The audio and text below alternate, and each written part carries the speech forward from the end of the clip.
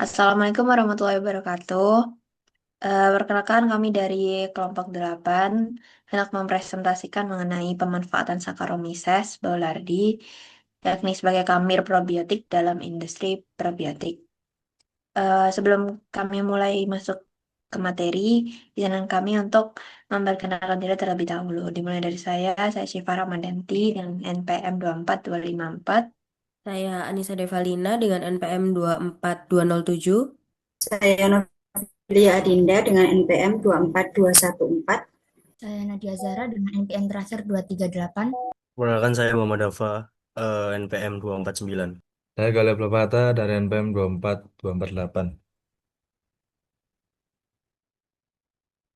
Baik, sebelum kami masuk ke dalam materi, alasan kami untuk memilih judul tersebut, yakni mengenai pemanfaatan Saccharomyces boulardii sebagai kamir probiotik, itu dilatar belakangi karena perkembangan industri probiotik saat ini kan sedang meningkat pesat. Nah, meningkatnya itu seiring dengan meningkatnya kesadaran masyarakat terhadap kesehatan pencernaan. Produk probiotik itu umumnya berbasis bakteri, namun mikroorganisme jenis kamir mulai mendapatkan perhatian dikarenakan potensinya yang lebih besar. Salah satu jenis kamir yang sekarang-sekarang ini banyak diteliti itu adalah Saccharomyces boulardii, di mana jenis kamir ini memiliki kemampuan bertahan di saluran pencernaan dan tetap aktif di dalam kondisi yang ekstrem. Kemudian mikroorganisme ini juga berperan dalam menjaga keseimbangan mikrobiota usus, serta menghambat mikroba patogen. Nah, maka dari itu pemanfaatannya dalam industri probiotik itu penting dan akan dikembangkan terus-menerus guna untuk menghasilkan produk yang lebih efektif dan bermanfaat bagi kesehatan. Oke, arti atau definisi dari probiotik sendiri itu merupakan mikroorganisme hidup yang bermanfaat bagi kesehatan jika dikonsumsi dalam jumlah yang cukup, tidak lebih atau tidak kurang. Fungsi utama dari probiotik ini untuk menjaga keseimbangan mikroflora usus yang penting untuk pencernaan, penyerapan gizi, dan sistem imun. Selain itu, mikrobiotik juga mampu menghambat pertumbuhan bakteri patogen penyebab penyakit. Probiotik berasal dari bakteri asam laktat. Namun, khamir juga dapat digunakan karena memiliki keunggulan seperti tahan terhadap antibiotik dan mampu bertahan dalam kondisi asam lambung seperti yang sudah dijelaskan di latar belakang tadi, yakni kondisi yang ekstrim, dalam kondisi yang ekstrim. Kemudian salah satu kamir yang banyak dikembangkan sebagai probiotik yakni Saccharomyces boulardii, yakni yang hendak kami jelaskan prosesnya untuk pemanfaatan di industri probiotik. Oke, selanjutnya akan dijelaskan oleh teman saya. Kemudian ada pemanfaatan Saccharomyces boulardii dalam industri probiotik. Nah, dalam industri probiotik itu bakteri itu banyak digunakan sebagai bahan aktif dalam produk kesehatan buat menjaga sistem pencernaan sama membantu mengatasi diare. Terutama tuh akibat penggunaan antibiotik. Produk yang mengandung kamer ini itu tersedia dalam berbagai bentuk kayak kapsul, tablet, terus serbuk, sampai dia itu mudah buat dikonsumsi. Kemudian produksinya itu dilakukan melalui proses fermentasi buat menghasilin biomasa dalam jumlah yang besar. Lalu itu bakalan dilanjut dengan pemanenan dan pengeringan biar produknya itu lebih stabil. Dan dengan dukungan teknologi industri dan bioteknologi, produk Saccharomyces boulardii itu dapat dilakukan secara efisien dalam skala besar. Next. Selanjutnya ada mekanisme kerja dari Saccharomyces boulardii sebagai probiotik. Saccharomyces boulardii sebagai probiotik itu bekerja melalui beberapa mekanisme yang bermanfaat bagi kesehatan saluran pencernaan, yaitu salah satunya dengan menghambat pertumbuhan mikroorganisme patogen di usus, sehingga keseimbangan mikroflora itu tetap terjaga dan resiko dari terinfeksi itu dapat dicegah. Selain itu, kamir ini tuh juga mampu menetralkan toksin yang dihasilin sama bakteri patogen melalui enzim tertentu, sehingga itu dapat mengurangi gangguan pencernaan kayak diare tadi. Kemudian bakteri ini itu juga berperan dalam meningkatkan sistem kekebalan tubuh sampai dia juga membantu tubuh itu lebih efektif dalam melawan infeksi.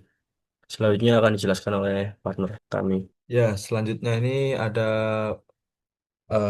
bot, sorry, BFD dari pembuatan kumis itu sendiri. Yang metode dalam industrial, itu yang pertama itu memanaskan dari susu yang dengan suhu kurang lebih 90 sampai dengan 95 derajat Celcius selama 5 menit. Kemudian didinginkan sampai suhu benar-benar turun di kisaran 24 sampai dengan 26 derajat Celcius. Yaitu selanjutnya menambahkan starter yang kemudian dilakukan fermentasi pada suhu 18 sampai dengan 20 derajat Celcius. Selanjutnya yang disertai dengan pengadukan sampai terjadinya koagulan ringan ataupun clot. Nah, dalam fermentasi tersebut yang di mana bakteri asam laktat metabolisme laktosa tadi akan berubah menjadi asam laktat. Nah, kemudian menurunkan dari pH-nya tersebut dan memberikan rasa asam yang sangat khas yang dimana sedangkan kamir tersebut akan mengubah gula menjadi etanol dan karbon dioksida yang menghasilkan karakteristik sedikit beralkohol dan berkarbonisasi. Nah, kemudian ada tahap steering jungle apa uniform chord. Nah, itu tadi sudah dijelaskan tadi ya. Tadi itu setelah difermentasi, kemudian diaduk, kemudian sampai terjadi perubahan menjadi CO2. Nah, selanjutnya akan dilanjutkan oleh rekan kami. Baik, selanjutnya untuk faktor-faktor yang mempengaruhi proses produksi probiotik. Jadi yang pertama itu faktor lingkungan. Jadi di sini suhu pH dan ketersediaan nutrisi sangat berpengaruh terhadap pertumbuhan mikroorganisme probiotik. Jika kondisi lingkungan tidak sesuai, maka hmm, aktivitas mikroorganisme ini bisa terhambat, bahkan bisa menyebabkan kematian sel. Nah, oleh karena itu perlu adanya pengendalian kondisi lingkungan agar stabilitas dan viabilitas mikroorganisme tetap terjaga. Nah, faktor ini itu sangat penting, eh, terutama itu selama proses fermentasi maupun saat penyimpanan produk. Kemudian kedua yaitu komposisi media pertumbuhan. Nah, medianya harus mengandung nutrisi yang lengkap seperti sumber karbon, nitrogen, vitamin, dan mineral. Nah, nutrisi yang seimbang akan membantu mikroorganisme melakukan metabolisme secara optimal. Selain itu, komposisi media juga mempengaruhi jumlah serta kualitas sel probiotik yang dihasilkan. Sehingga media pertumbuhan ini sangat menentukan efektivitas probiotik yang dihasilkan. Kemudian yang terakhir, yaitu metode pengolahan dan penyimpanan. Proses pengeringan misalnya dapat mempengaruhi jumlah sel mikroorganisme yang masih hidup. Kemudian pengemasan juga harus dilakukan dengan baik agar dapat menjaga stabilitas mikroorganisme. Nah, selain itu, kondisi penyimpanan seperti suhu dan kelembapan ini sangat berpengaruh terhadap viabilitas produk probiotik ini. Oleh karena itu, diperlukan teknologi yang tepat agar si kualitas probiotik ini tetap terjaga hingga sampai ke konsumen. Lanjut. Nah, selanjutnya ada keunggulan Saccharomyces boulardii. Dalam industri probiotik sendiri, mikroorganisme yang umum digunakan adalah bakteri seperti Lactobacillus dan juga Bifidobacterium. Namun, hamir Saccharomyces boulardii ini memiliki keunggulan tersendiri, yaitu mampu bertahan dalam kondisi ekstrim, saluran pencernaan sehingga tetap aktif hingga mencapai usus. Selain itu, Saccharomyces boulardii ini tidak terpengaruh oleh antibiotik, sehingga tetap dapat berfungsi selama terapi antibiotik dan juga sering dimanfaatkan sebagai terapi tambahan pada gangguan pencernaan. Mikroorganisme ini juga memiliki stabilitas yang baik selama proses produksi dan juga penyimpanannya, sehingga jumlah sel hidup tetap terjaga dan juga bermanfaat kesehatannya dan dapat diperoleh secara optimal. Selanjutnya akan dijelaskan oleh partner saya. Baik, selanjutnya adalah kesimpulan di mana dari yang telah dijelaskan oleh partner saya, di sini kita bisa menarik kesimpulan bahwa Saccharomyces boulardii itu memiliki karakteristik yang mendukung penggunaannya sebagai kamir probiotik. Dia seperti mampu bertahan dalam saluran kondisi asam saluran pencernaan.